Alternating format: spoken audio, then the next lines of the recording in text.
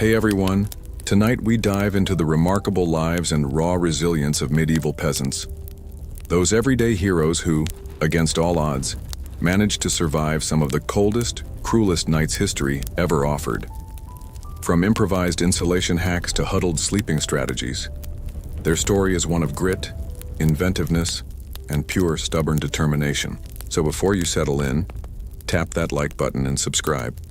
But only if you actually enjoy what I do here. And tell me in the comments where you are watching from and what time it is. I love seeing the reach of our little time machine across the globe. Now, dim the lights, maybe turn on a fan for that soft hum in the background, and let's ease into tonight's journey. When you picture medieval life, your mind might leap to knights in shining armor, grand feasts, and lively fairs. But for the average peasant, winter wasn't about merriment. It was about not dying. It wasn't just a season, it was an annual test, a merciless exam with no retakes. Imagine living in a tiny hut built of mud and sticks, walls so thin you could probably hear a squirrel sneeze outside. Insulation? A fantasy? Windows? Maybe a hole plugged with an animal skin? And thermostats? Please. Your home's inside temperature was just slightly less freezing than the outdoors. Emphasis on slightly. Nights were especially brutal. Darkness swallowed everything. Wind howled like a banshee and the fire struggled to do anything but warm the knees of whoever sat directly in front of it. If you were on the other side of the room, might as well be camping, with worse snacks. Your clothing didn't help much. Peasants didn't own thick furs or luxury bedding. You had maybe 2 scratchy wool tunics, a cloak that smelled suspiciously like goat, and the desperate hope that layering would somehow make you warm. Spoiler, it didn't. Beds? Forget it. You slept on a sack of hay, straw, and maybe a few flattened rushes, plus a complimentary colony of fleas. Welcome to the 5-star medieval peasant experience. The cold wasn't just inconvenient, it was dangerous. Frostbite, hypothermia, or just plain freezing to death were constant threats, especially for children and the elderly.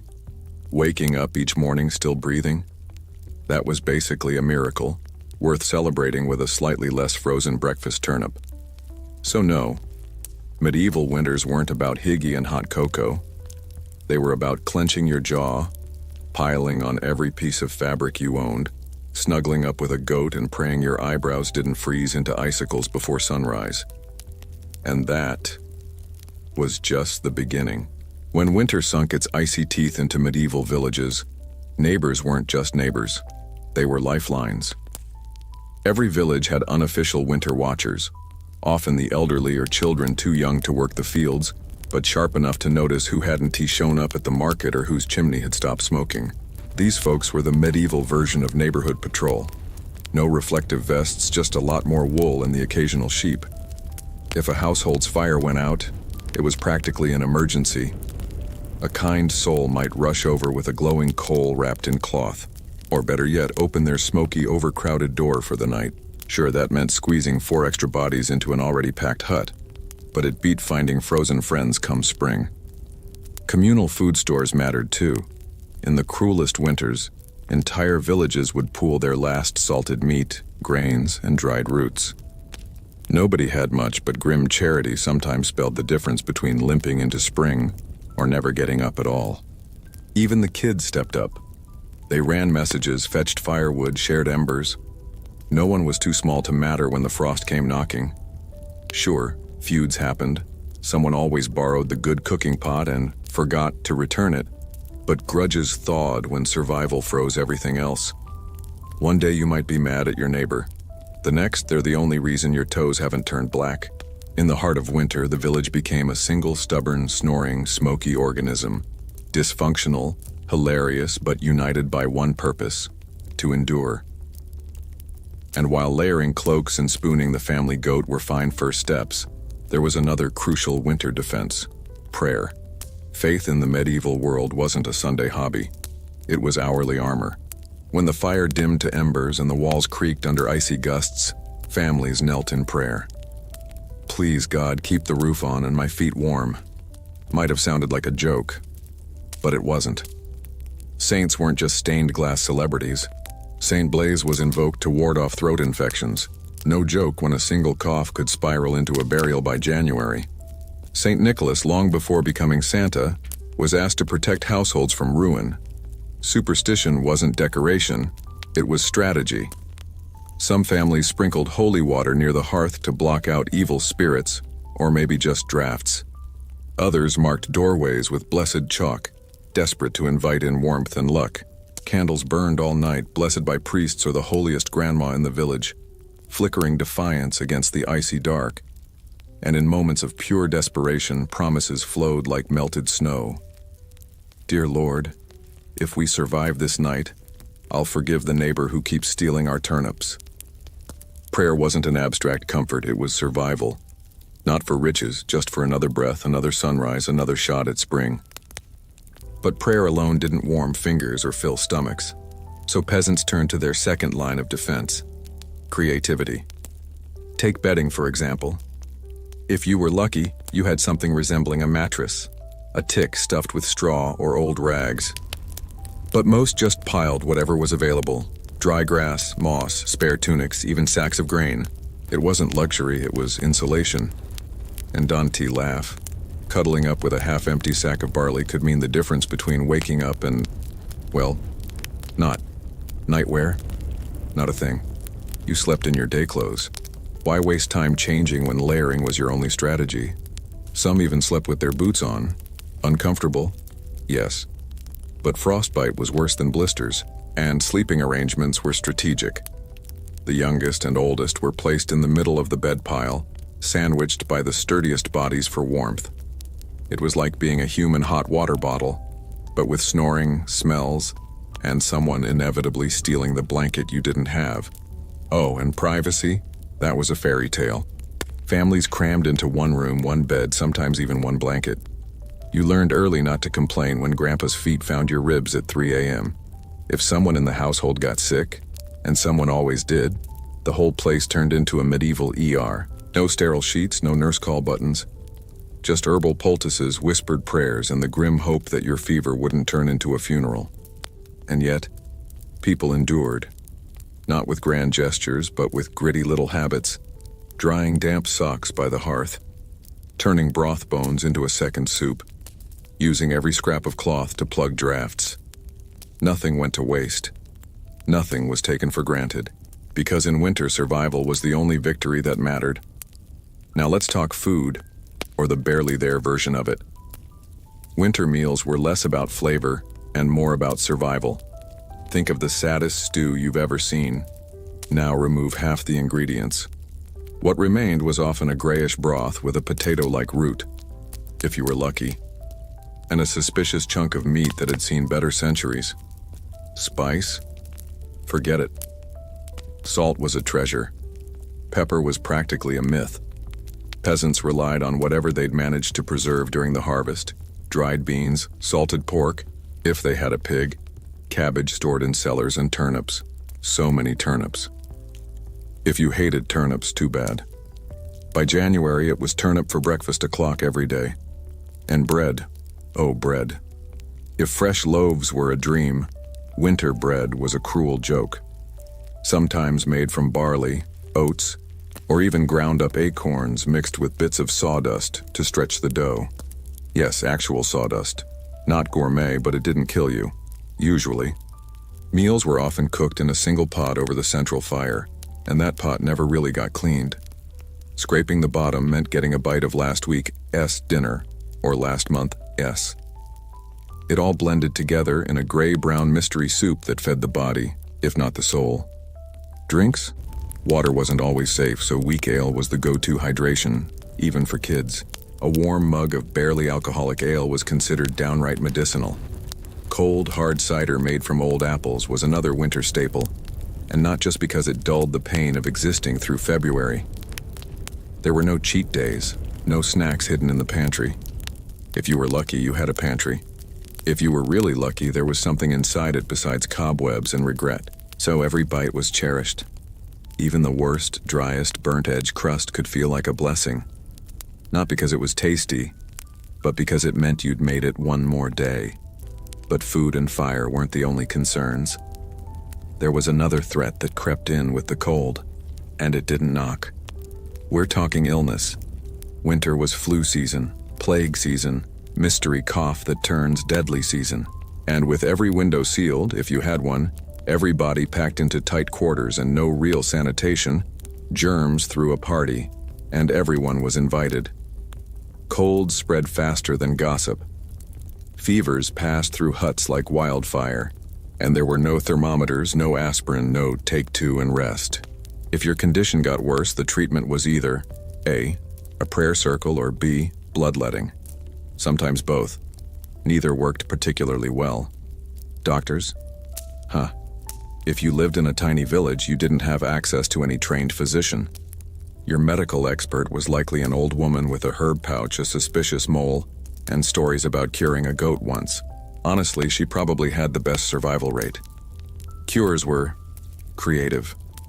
Onion poultices, warm beer compresses, burning feathers near your face to smoke out the sickness. If it sounded like a punishment, it was probably a remedy. And when things got really grim, when someone died, it wasn't just heartbreaking, it was terrifying. Because if they got sick and didn't make it, what about you? Death wasn't a stranger. It lived in the same hut and slept by the fire. Yet somehow, through all the coughing, sniffling, and questionable treatments, life continued. Babies were born. Songs were sung. Jokes were told, even if laughter triggered a coughing fit, because even in the darkest, coldest moments, people still found reasons to smile. Now let us clear up a common myth, that medieval peasants just sat around waiting for death all winter. Far from it. They worked, constantly. Sure, the fields were frozen, but that didn't mean they got a holiday. Winter was when the real behind-the-scenes peasant grind kicked in. Clothes needed mending, tools had to be sharpened, nets repaired, barrels sealed, firewood chopped. And if you didn't have enough firewood, you found some, or froze. Some peasants took up small crafts to make a little extra coin or trade, spinning wool, weaving baskets, carving wooden utensils. Every idle hand was a missed opportunity to stay alive. Even kids had winter chores, feeding animals, turning compost, grinding grain. Childhood was less play and more, please carry this heavy thing. And speaking of animals, livestock didn't magically hibernate. They needed feeding, shelter, milking. That meant early mornings in the freezing dark, trudging into a barely warmer barn to deal with moody goats and impatient pigs. Not exactly the cozy pastoral scene you'd find on a holiday card. But here's the thing, these tasks weren't just work. They were rhythm, purpose, a defense against despair. Keeping busy meant staying sharp, staying warm, staying human. When you had no control over the temperature or your fate, control over your daily chores felt like power, like you were still in the game, not just waiting to be taken off the board. And for a medieval peasant, that mattered. Despite everything and the cold, the hunger, the sickness, the hard labor, winter wasn't just about surviving. It also had moments. Moments of warmth, moments of humanity, moments that, strangely enough, made it all bearable. Families huddled around the fire didn't just sit in silence. They told stories, long winding tales of saints and monsters, heroes and fools.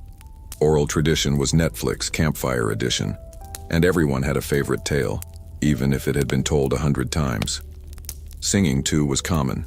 Simple songs, work songs, even cheeky ones that probably wouldn't make it past YouTube's moderation. Music was a kind of warmth, not for the body, but for the spirit. And let's be honest, in a hut full of unwashed people, anything that lifted morale was worth repeating. Games were played, with rocks, sticks, carved dice, riddles. You didn't need a board game to pass the time. You just needed imagination, and maybe a slightly competitive uncle. And sometimes there was even joy. A birth, a marriage, a feast day, a sudden sunny afternoon where the snow melted just enough to remind you that spring still existed, somewhere. In the worst conditions, people still laughed, still teased, still dreamed. Because that is the truth behind every medieval winter survival story. They weren't just stories of cold and death. They were stories of stubborn, joyful life. Eventually, winter gave up. Not dramatically, not all at once. Just slowly. One day the wind didn't bite quite so hard. A drip echoed from the edge of the thatch roof. A patch of earth peeked out from under the snow, brown and stubborn. And just like that, the season of survival shifted into the season of work. Spring wasn't a relief. It was a signal. Time to plant. Time to fix fences, dig ditches, re-roof houses, reseed fields. Time to run, not rest. Nature didn't hand out medals for making it through the cold. It just handed you a shovel. But there was a kind of triumph in it. A quiet, gritty pride. You'd survived. You, your family, your neighbors. Not without scars, not without loss. But the fire never went out. The roof mostly held. The last turnip got shared, not hoarded, and that counted for something. Because medieval winter wasn't a story of comfort. It was a story of endurance. Of communities bound not by luxury, but by grit. Of people who didn't just huddle and pray, but laughed, worked, shared, and refused to be frozen out of history. So what can we take from all this? Most of us will never know what it's like to scrape frost off the inside of our own bedroom walls, or sleep in a pile of relatives just to avoid freezing solid. We have thermostats, heated blankets, microwave popcorn. But maybe that's why it's worth remembering. Because behind the castles and kings, the wars and royal decrees, history was also shaped by people who just refused to give up, who faced down endless winters with cracked hands and thin shoes and said, "Nope, not today." The medieval peasant isn't just a background character in the story of civilization. They are the story. Without them, nothing lasts. No harvests, no armies, no progress. Just frozen fields and silence. So the next time your Wi-Fi lags or your oat milk is out of stock, take a second to honor the ones who came before. The quiet, mud-covered champions of resilience. They didn't ask for applause. They asked for warmth. So here's to the nameless. To the men and women who never wrote books, never sat on thrones, never had portraits hung in gilded halls, but who survived, who endured cold so fierce it cracked stone, nights so long they swallowed hope, and hunger so sharp it gnawed at the soul. Here's to the ones who patched roofs with scraps, shared soup with strangers, whispered prayers into the frozen dark, and got up the next morning to do it all again. History remembers kings. We remember them. Because they're still here, in every act of quiet endurance, in every shared blanket, every neighbor who checks in, every stubborn refusal to quit when things get hard. The past isn't just in books, it's in our blood. And somewhere, in every one of us, there's a medieval peasant, tough, tired, unbreakable, carrying the fire forward. So the next time you're adjusting your thermostat because the room feels a little chilly, or complaining that your blanket isn't quite thick enough, think back. Think of those medieval families crammed together in a one-room hut, wearing everything they owned, sharing body heat with livestock, and falling asleep to the sound of the wind howling like a wolf just outside the thin walls of mud and thatch. They didn't have the luxury to complain. They adapted. They endured. And in doing so, they laid the quiet, unseen groundwork for the world we live in now. Their winters weren't Instagram-worthy. No aesthetic photos of cozy firesides or latte art. Just survival, plain and simple. And honestly, that might be the most inspiring part of all. Because their story isn't about comfort. It's about resilience. About facing the worst that nature could throw at them, year after brutal year, and still managing to tell stories, sing songs, and keep each other warm. It is easy to romanticize the past, but it is more powerful to recognize the grit it took just to live through it. So here's to them, the unsung survivors of history's longest, coldest nights. But here's the twist. While winter was harsh and unforgiving, it also forged something unbreakable within these communities, a deep sense of connection. Neighbors weren't just fellow villagers, they were family by choice, bound together by shared hardship. When the fire flickered low, it wasn't just warmth they shared, it was hope. Trade, gossip, jokes, and even grudges were all part of the social glue. Sometimes a frozen foot or a lost turnip would spark a feud, But those were rare compared to the bonds formed in shared suffering. And those bonds carried on beyond winter's death grip. They were the threads that held villages together year after year, generation after generation. The winter was a test, yes, but it was also a reminder. Survival was never a solo mission. It was a collective act of stubborn humanity. So next time you complain about a chilly morning or a power outage, remember the medieval peasants, whose winters lasted half the year, and whose warmth came from the people beside them, not just the fire. Because at the end of the day, the greatest survival skill of all might just be connection. As spring finally emerged from beneath the snow's cold clutch, the land began to breathe again.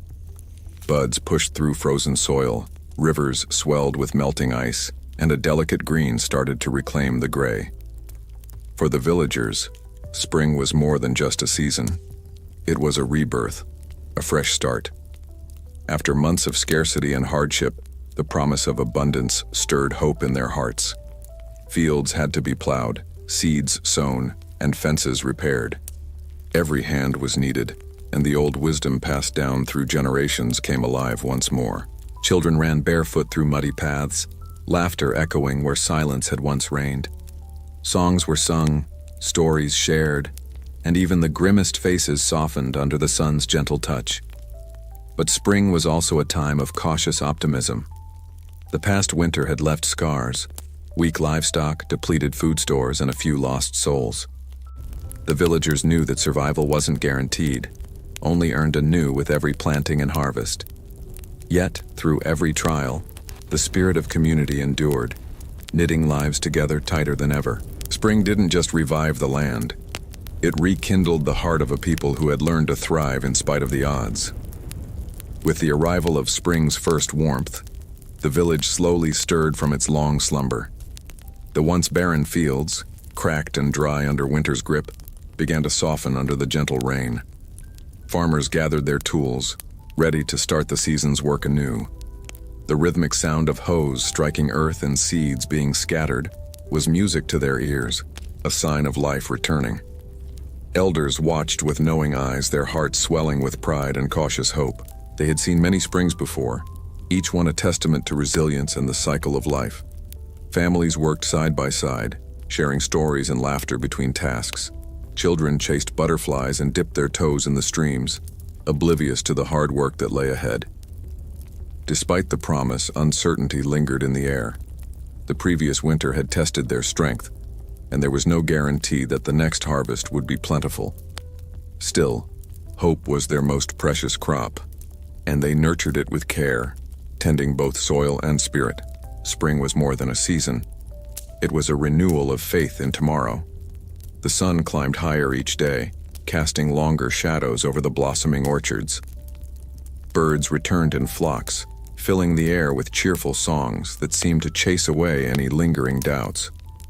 In the village square, preparations for the spring festival were underway.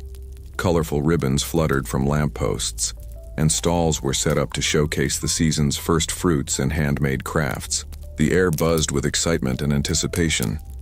Neighbors who had been apart all winter embraced warmly, sharing news and promises to support one another. Amidst the festivities, the village storyteller took his place beneath the ancient oak, ready to weave tales of old heroes and timeless lessons. Children gathered eagerly, eyes wide with wonder. It was a moment to celebrate not just the Earth's rebirth, but the bonds that held the community together through every trial. As twilight painted the sky with hues of pink and gold, laughter and music filled the village, a testament to enduring hope and joy. As night settled, lanterns were lit, casting a warm glow over the lively festival. The scent of fresh bread and roasted chestnuts mingled in the cool air, inviting all to partake in the feast. Dancers twirled in colorful costumes, their movements weaving stories of old, while musicians played lively tunes on fiddles and flutes. Elders shared memories of past festivals, their voices filled with nostalgia and pride. Young couples stole shy glances, dreaming of the future they hoped to build together. In this circle of light and laughter, the village felt alive with promise and unity, a beacon of strength through every season. The stars above seemed to shine brighter, as if blessing the celebration below. The morning sun rose gently over the hills, painting the sky with hues of pink and gold. Birds sang their morning songs, welcoming a new day filled with hope. Villagers began to stir, tending to their gardens and preparing for the market. The air was fresh and crisp, carrying the promise of opportunities and new beginnings. Children laughed as they chased each other between stalls, their joy infectious. Merchants arranged their colorful goods, eager to share their crafts and harvests. In every corner, life moved with purpose and harmony, a testament to the hard work and care that bound the community together. As the day unfolded, the village thrived in its simple beauty, a small world full of dreams and endless possibilities. The village elder stood quietly by the ancient oak tree, watching the hustle and bustle of the market. His eyes sparkled with wisdom, reflecting years of stories and lessons learned. He nodded approvingly as neighbors greeted each other warmly, their bonds strengthened by shared experiences. The elder knew that this unity was the true treasure of the village. Nearby, a young couple exchanged smiles, their hands intertwined with the promise of a future together. Hope and love were alive in every corner of the village square. As the day wore on, laughter and chatter filled the air, weaving a tapestry of life that would be remembered for generations. As the sun began to set, casting a warm golden glow over the village, the elder made his way back to his humble home. The soft crunch of leaves beneath his feet was a gentle reminder of the changing seasons. Inside, a fire crackled softly in the hearth, inviting a sense of peace and reflection.